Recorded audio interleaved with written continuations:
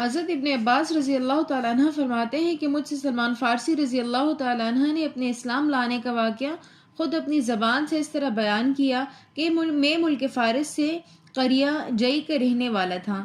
میرا باپ اپنے شہر کا چودھری تھا اور سب سے زیادہ مجھ کو محبوب رکھتا تھا اور میری اس طرح سے حفاظت کرتا تھا جس طرح باپ اپنی بیٹی کی حفاظت کرتا ہے۔ مجھ کو گھر سے باہر جانے نہیں دیتا تھا۔ ہم مذہباً مجوسی تھے۔ میرے باپ نے مجھے آتش کدے کا محافظ اور نگہبان بنا رکھا تھا کہ کسی بھی وقت آگ بجھنے نہ پائے۔ ایک مرتبہ میرا باپ تعمیرات کے کام میں مشغول تھا، اس لیے مجبوری کی حالت میں کسی زمین اور کھیت کی خبر گیری کے لیے بھیجا اور یہ تاکید کی کہ دیر نہ کرنا۔ میں گھر سے نکلا، راستے میں ایک گرجا گھر پڑتا تھا۔ اندر سے کچھ آوازیں سنائی دی تو میں دیکھنے کے لیے اندر گھس گیا۔ دیکھا تو نصارہ کی ایک جماعت ہے جو نماز میں مشغول ہے۔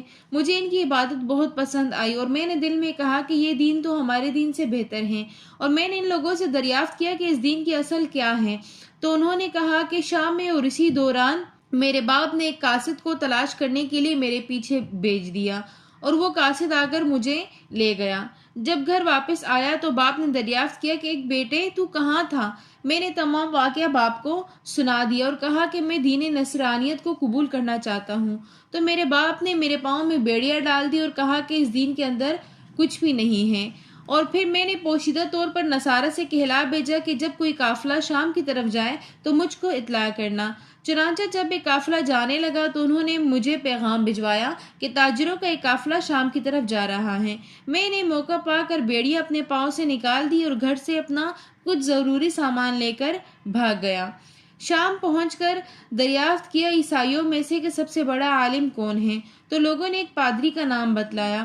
میں اس کے پاس پہنچا اور اسے اپنا تمام واقعہ بیان کیا اور کہا کہ میں آپ کی خدمت میں رہ کر آپ کا دین سیکھنا چاہتا ہوں۔ لیکن تھوڑا ٹائم اس کے پاس گزارنے کے بعد مجھے پتہ چلا کہ یہ پادری کوئی اچھا انسان نہیں ہے، کیونکہ یہ لوگوں سے صدقہ اور زکوٰۃ کا مال لے کر اپنے پاس جمع کر کے رکھتا، لوگوں کو نہ دیتا، اور اس نے اتنا سونا جمع کر لیا تھا کہ 7 مٹکوں کے اندر وہ سونا اس نے سنبھال کے رکھا ہوا تھا جو لوگوں سے لیا تھا، لیکن کبھی کسی غریب میں تقسیم نہیں کیا۔ تو جب اس پادری کا انتقال ہو گیا اور لوگ اس کی تدفین کرنے لگے تو میں نے لوگوں سے کہا کہ یہ کوئی اچھا انسان نہیں ہے، آپ لوگوں کا دیا ہوا زکوٰۃ اور صدقے کا مال اس نے سب سنبھال کے رکھا ہوا ہے۔ چنانچہ میں نے وہ سارے مٹکے لا کر ان کے سامنے رکھ دیے۔ جب انہوں نے دیکھا تو انہوں نے کہا کہ ہم تو اس پادری کو ہرگز غسل نہیں دیں گے۔ چنانچہ انہوں نے اس پادری کو سولی پر لٹکا دیا اور اسے سنسار کر دیا۔ پھر سب نے مشورہ کیا اور ایک عالم کو وہاں پر بٹھایا گیا۔ حضرت سلمان فارسی کہتے ہیں کہ میں نے اس سے زیادہ اچھا انسان اپنی زندگی میں نہیں دیکھا، اور اس سے زیادہ عبادت گزار اور زاہد انسان میں نے نہیں دیکھا جسے دنیا اور اس کے اسباب سے کوئی غرض نہیں تھی۔ ان کی صحبت میں رہ کر میں نے بہت دین سیکھا۔ جب ان کے انتقال کا وقت آیا تو میں نے ان سے کہا کہ مجھے کچھ وصیت کیجیے۔ چنانچہ انہوں نے مجھے کہا کہ آپ جائیں اور ایک دوسرے عالم کا مجھے پتہ بتایا کہ ان کی خدمت میں وقت گزاریں۔ چنانچہ جب ان کا انتقال ہو گیا تو میں ان کے بتائے ہوئے عالم کے پاس چلا گیا اور ان کی صحبت میں رہنے لگا۔ ان کی صحبت میں بھی کافی وقت گزارنے کے بعد جب ان عالم کا بھی آخری وقت آیا تو میں نے ان سے بھی وہی بات کی کہ مجھے کوئی وصیت کیجیے۔ چنانچہ انہوں نے مجھے ایک دوسرے عالم کا پتہ بتایا کہ جائیے اور ان کے پاس اپنا وقت گزاریے۔ تو میں ان کے انتقال کے بعد تیسرے عالم کے پاس چلا گیا اور ان کی صحبت میں رہنے لگا اور ان کی خدمت کرنے لگا۔ جب تیسرے عالم کا بھی انتقال کا وقت آ گیا تو میں نے ان سے کہا کہ میں فلاں فلاں فلاں عالموں کے پاس رہ چکا ہوں، اب آپ کا بھی آخری وقت ہے تو آپ بھی مجھے کچھ وصیت کیجیے کہ میں اب کس عالم کے پاس جاؤں۔ تو اس عالم نے میری طرف دیکھا اور کہا کہ اس وقت تو کوئی اس طرح کا زاہد عالم ہے نہیں کہ جن کا نام لے کر میں تمہیں کہوں کہ ان کی صحبت میں وقت گزارو۔ چنانچہ عنقریب ایک نبی مبعوث ہوں گے جن کے اندر 3 علامات ہوں گی۔ ایک علامت یہ ہوگی کہ وہ صدقے کا مال نہیں کھائیں گے، دوسری علامت یہ ہوگی کہ وہ ہدیہ قبول کریں گے، تیسری علامت یہ ہوگی کہ ان کے دونوں شانوں کے درمیان مہر نبوت ہوگی۔ اگر یہ 3 علامتیں تم ان کے اندر دیکھو تو ان کا دین اختیار کر لینا، وہ ایک سچے دین پر ہیں۔ چنانچہ حضرت سلمان فارسی فرماتے ہیں کہ میں نے ان سے دریافت کیا کہ وہ نبی مجھے کہاں ملیں گے، تو انہوں نے مجھے بتایا کہ عرب کے اندر مکہ کے اندر وہ نبی مبعوث ہوں گے، اور اگر ہو سکے تو تم ابھی سے اس شہر کی طرف ہجرت شروع کر دو۔ چنانچہ ان کے انتقال کے بعد میں نے دیکھا کہ اتفاقاً ایک چرواہا اپنی بکریوں کو لے کر مکہ کی طرف ہجرت کر رہا تھا، تو میں نے ان سے کہا کہ میرے پاس جتنی بکریاں ہیں یہ سب میں آپ کو دے دیتا ہوں، مجھے بھی اپنے ساتھ لے چلیں مکہ۔ تو انہوں نے اس بات پر آمادگی ظاہر کر دی اور مجھے اپنے ساتھ لے لیا۔ فرماتے ہیں کہ جب میں کھجوروں والے علاقے میں پہنچا جہاں پر کھجور لگے ہوئے تھے تو مجھے لگا کہ یہ وہی علاقہ ہے جس کے بارے میں مجھے عالم نے بتایا تھا، تو میں بڑا خوش ہوا، لیکن ابھی اس بات کی مکمل طور پر خوشی بھی مجھے نہیں حاصل ہوئی تھی کہ انہوں نے میرے ساتھ ایک دھوکہ کیا اور مجھے کسی یہودی کے ہاتھ فروخت کر دیا۔ جب اس نے مجھے کسی یہودی کے ہاتھ فروخت کر دیا تو آپ علیہ الصلوۃ والسلام اسی دوران مبعوث ہو چکے تھے، لیکن مجھے اس کی خبر نہ ہو سکی کیونکہ میں تو ایک غلام تھا اور غلام کی ذمہ داریوں کے اندر اس قدر مصروف تھا کہ مجھے پتہ ہی نہ چلا۔ حضرت سلمان فارسی فرماتے ہیں کہ اسی طرح میں 10 یہودیوں کے ہاتھ فروخت ہو چکا تھا۔ چونکہ مجھے دنیا سے اور اس کے کاموں سے کوئی غرض نہ تھی تو بہت ہی کم داموں میں ایک آقا مجھے دوسرے کی طرف فروخت کر دیتا تھا۔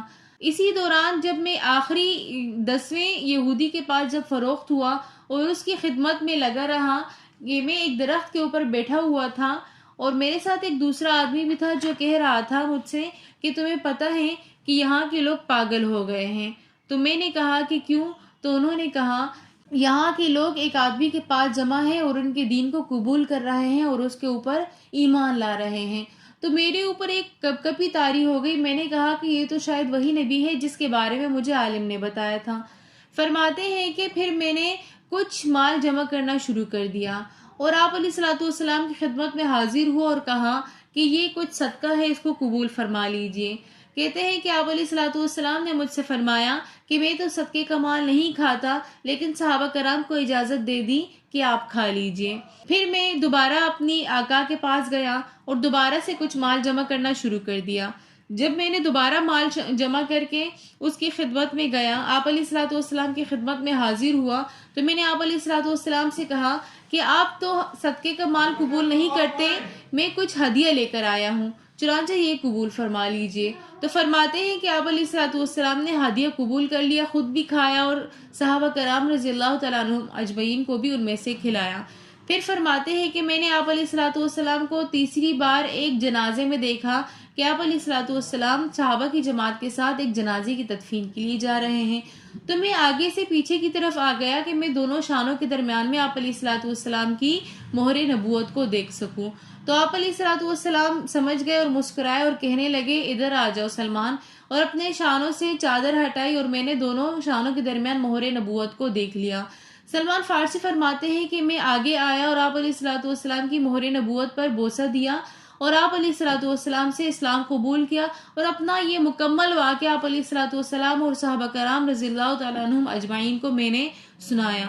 آپ علیہ الصلوۃ والسلام نے مجھے مشرف با اسلام کیا اور اس کے بعد آپ علیہ الصلوۃ والسلام نے مجھ سے فرمایا کہ تم اپنے اس آقا سے کچھ کتابت کر لو تاکہ وہ تمہیں اس شرط پر آزاد کر دے۔ چنانچہ میں اپنے آقا کے پاس گیا اور میں نے کہا کہ مجھ سے کچھ کتابت کر لو، تو انہوں نے مجھ سے کہا کہ آپ میرے ساتھ اس طرح کریں کہ کچھ درخت لگا دیں اور 40 اوقیہ سونا مجھے دے دیں تو میں تمہیں آزاد کر دوں گا۔ جب میں آپ علیہ الصلوۃ والسلام کے پاس آیا اور میں نے ان سے اپنے آقا کی شرط سامنے رکھی تو آپ علیہ الصلوۃ والسلام نے کہا کہ اس کو قبول کر لیں۔ چنانچہ میں نے اس شرط کو قبول کر لیا۔ آپ علیہ الصلوۃ والسلام نے صحابہ کرام سے کہا کہ سب سلمان کے ساتھ درختوں کے اندر امداد کرے۔ چنانچہ کسی نے 30، کسی نے 20، کسی نے 10 درخت دے کر اس طرح جتنی آقا کے ساتھ کتابت ہوئی تھی میں نے اتنے درخت جمع کرنا شروع کر دیے، اور وہ سارے درخت جب ہم نے لگا دیے آپ علیہ الصلوۃ والسلام نے خود اپنے ہاتھوں سے ان درختوں کو پانی دیا اور برکت کی دعا کی۔ حضرت سلمان فارسی فرماتے ہیں کہ وہ درخت اتنی جلدی بڑے ہو گئے 1 سال کے اندر اور سارے سرسبز و شاداب ہو گئے اور سب کے اوپر پھل آنا شروع ہو گیا۔ ایک شرط تو میں نے پوری کر لی، اب دوسری سونے کی شرط رہتی تھی جو کہ 40 اوقیہ تھی۔ اسی دوران آپ علیہ الصلوۃ والسلام کے پاس کچھ لوگ آئے اور انہوں نے آپ علیہ الصلوۃ والسلام کو سونا صدقہ کیا۔ آپ علیہ الصلوۃ والسلام نے فرمایا کہ وہ مسکین مکاتب کہاں ہیں، یعنی کہ سلمان فارسی کہاں ہیں؟ سلمان فارسی فرماتے ہیں کہ میں آپ علیہ الصلوۃ والسلام کی خدمت میں حاضر ہوا، آپ علیہ الصلوۃ والسلام نے وہ سونا مجھے دیا، تو میں نے آپ علیہ الصلوۃ والسلام سے کہا کہ یہ سونا تو کم ہے، اس میں میرا قرض ادا نہیں ہو سکتا۔ تو آپ علیہ الصلوۃ والسلام نے حضرت سلمان فارسی سے فرمایا کہ لے جاؤ، اس میں اللہ تمہارے لیے برکت عطا فرمائیں گے اور یہ تمہارے قرض کے لیے کافی ہوگا۔ حضرت سلمان فارسی فرماتے ہیں کہ جب میں نے اس کو تولا تو وہ پورا 40 اوقیہ ہی تھا اور میرا کل قرض ادا ہو گیا اور غلامی سے آزاد ہو گیا۔ اور پھر آپ علیہ الصلوۃ والسلام کے ساتھ غزوہ خندق میں شریک ہوا اور اس کے بعد تمام غزوات میں آپ علیہ الصلوۃ والسلام کا ہم رکاب رہا۔ اگر آپ کو حضرت سلمان فارسی رضی اللہ تعالیٰ عنہ کی زندگی پسند آئی ہو تو کمنٹ میں ہمیں مزید صحابہ کرام کے نام لکھ کر مینشن کیجیے گا، ہم ان کی زندگی پر بھی مکمل سٹوری بنائیں گے۔ اگر آپ کو ویڈیو پسند آئی ہو تو ویڈیو کو لائک، کمنٹ، شیئر اور سبسکرائب ضرور کیجیے گا۔ ملتے ہیں نیکسٹ ویڈیو میں، تب تک کے لیے اللہ حافظ۔